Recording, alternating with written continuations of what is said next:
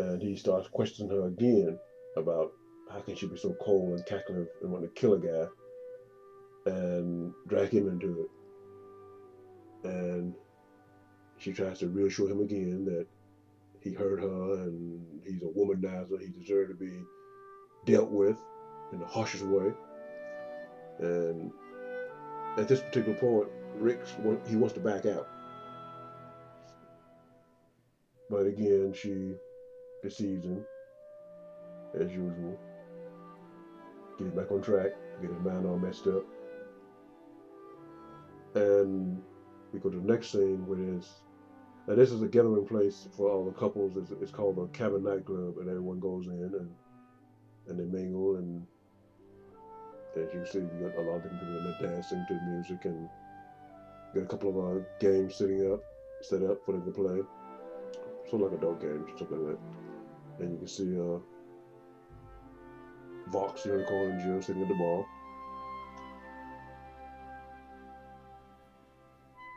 And you notice he's not drinking any alcohol, neither is she. They're just sitting there having a conversation with the bartender.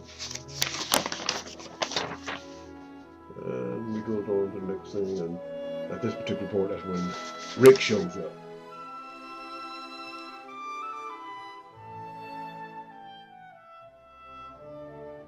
Now, at first, Will and Jill pretty much know him.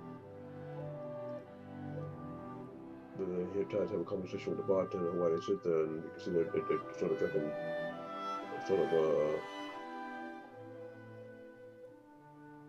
a bottle of water. And he's sitting there, and then this guy just basically shows out of nowhere. Now this guy is the Reverend Black. Now he's the character that's in the story who senses something about the place, but he really can't see, but he can sense it. And he basically hangs out around the place. He lives near the log cabin resort. So he come out and he tries to convert people over. And he's talking to Rick about repent and stop what you're about to do. And he sort of get the attention of the bartender, that's Gary here, who don't really want him on the result, but at his particular night spot. But as long as he doesn't harass the customers, he'll allow him to come in. And Rick is sitting there trying to argue about repent from what and this and that. He said from sin and all that. And Rick sort of laughs and sort of gets sort of sarcastic with him. He tells him there's no hell, there's no devil, and yeah, man, yeah, right. And at that moment, Reverend Black turns to Vox and tells him, "Have you forgotten what you've been called for?" And as you can see, they're just sort of stunned, and Vox will look at him and, what is this guy talking about? And the Reverend said, there's evil in the sky. Remember what you have learned. God will strengthen you. The time is near. And the time is now here. And this is basically the angles you would see as sort of a interesting look will come on Vox's face, and as the Reverend Black explains this to him.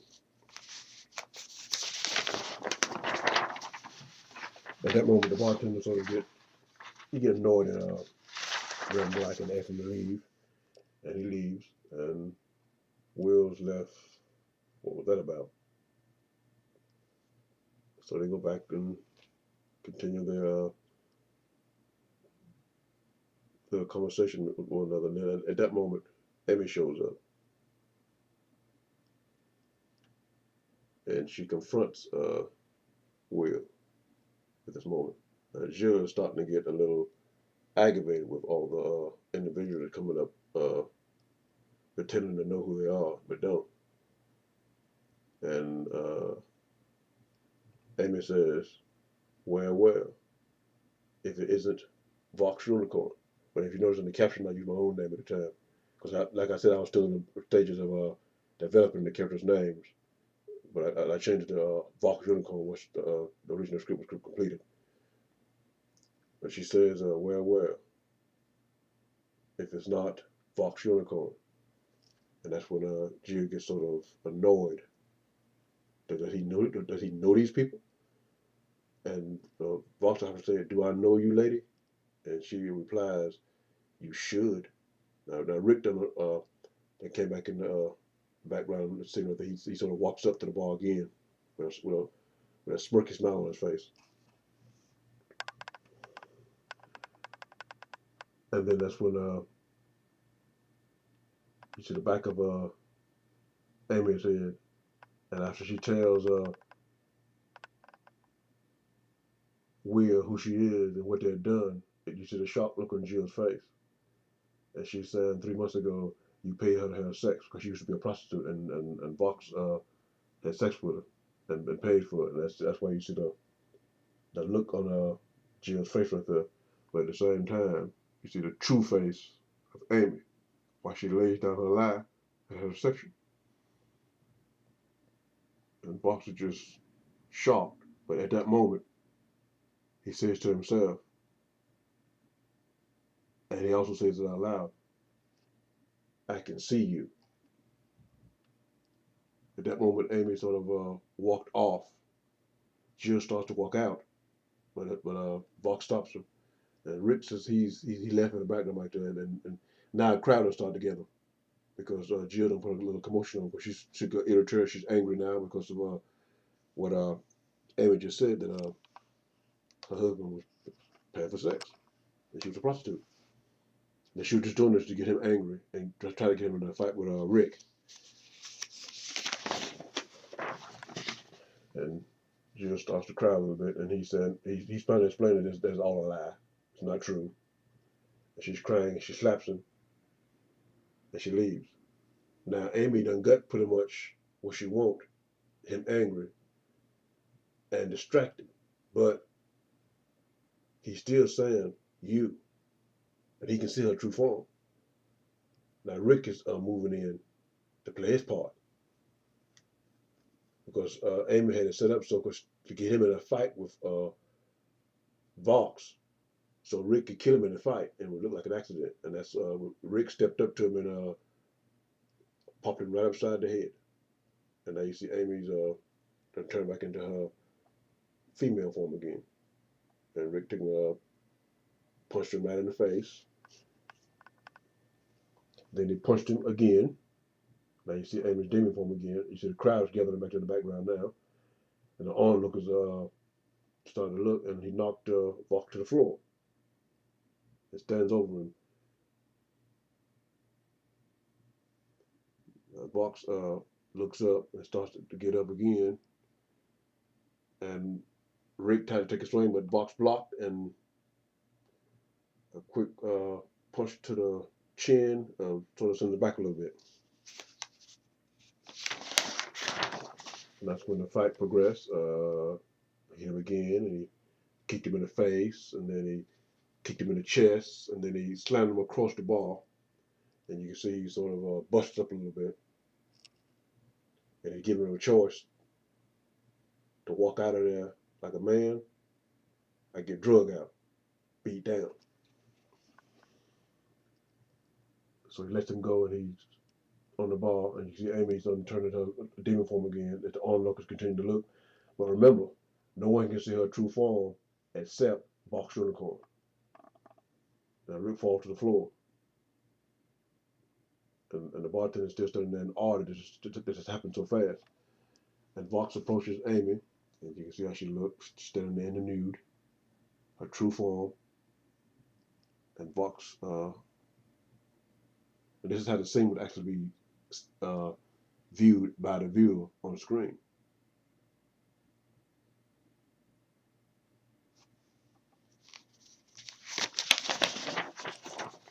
Now she's trying to receive Vox. So she turns into a very beautiful woman. Very beautiful. And very alluring. And he rejects her. So she turns into another woman that's even more beautiful. and rejects her again. And this angers her to the point to where she turns back into her original form, the demon. And at that moment, she screams, and this light and dark energy comes out of her. He covers his face, and they're sucked into a void, a spinning void of energy and light and darkness. And he's knocked to the ball for a few seconds. And the bartender shouts and tells everyone to get out of his ball.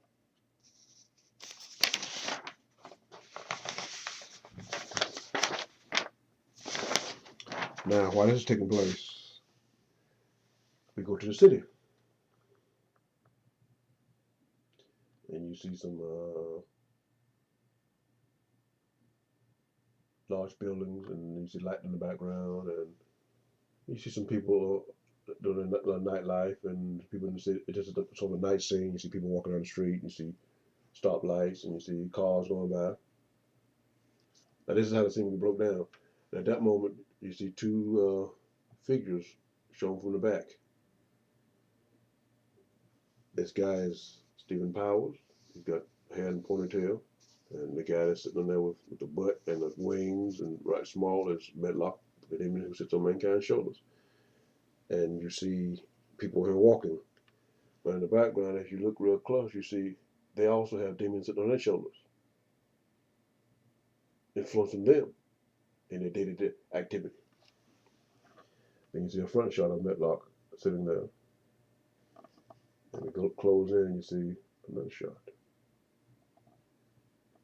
And you see, then a shot goes on to a man and woman that's standing across the street. Now, Medlock is telling pretty much what's taking place. That these two demons pretty much influences this man and this woman. Now, that one demon tells this guy, pick up the bitch. No one will find out. And the other demons land on her shoulder and tells her, sell your body for some money so you can get some drugs. And that's how she looked. And the demons influenced these two. Then everything goes sort of black.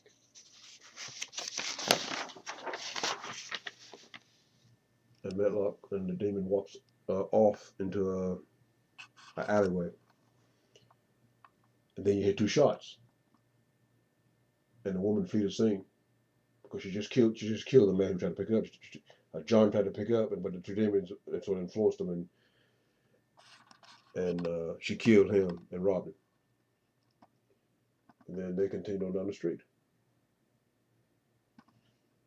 And they came to another scene. And they see some gang members standing on a street light at the end of the alleyway. And Medlock wants Stephen to approach the gang.